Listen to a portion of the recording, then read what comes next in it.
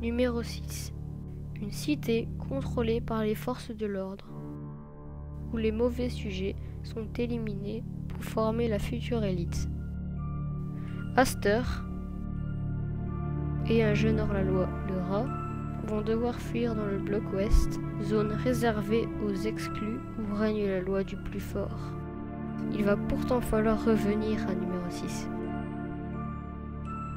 pour libérer son amie Safo. Elle est emprisonnée dans un centre de redressement, où les morts suspectes se multiplient.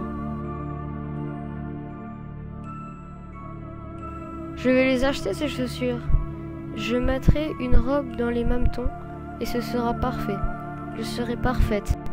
Elle sourit, tout à son triomphe, puis un vertige la saisit, suivi d'une légère sensation de brûlure à la base du cou.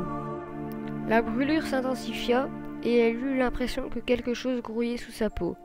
Puis une sensation inconnue, répugnante, comme si tout son corps était en train de se dessécher. « Mais c'est quoi ça ?» Elle tituba et finit par tomber. Son sac s'ouvrit, ses affaires s'éparpillèrent sur la chaussée. Elle poussa un cri de détresse lorsqu'elle vit la main qu'elle venait de tendre pour les ramasser. Plusieurs taches noires marbraient son épiderme, comme celles des vieux. Sa peau avait perdu son élasticité et se flétrissait sous ses yeux. La femme se saisit d'un miroir de poche et s'y regarda. Elle poussa de nouveau un cri, mais sa voix était devenue rauque et à peine audible.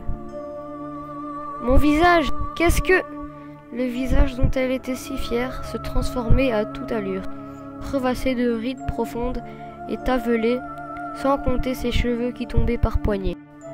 Quelque chose s'agitait au niveau de la nuque, dans sa chair. Il y avait un autre être vivant en elle. Saisie de terreur, elle comprit que ce quelque chose était en train de lui voler son corps. « Tu l'aimes bien à la maison de redressement? Pareil que tu t'es plu ici. Pas de souci, tu pourras rester dans la chambre spéciale jusqu'à ta mort, une fois l'opération terminée. » Après la vague manga de numéro 6, Atsuko Asano publie la nouvelle série Phénomène sous forme de roman.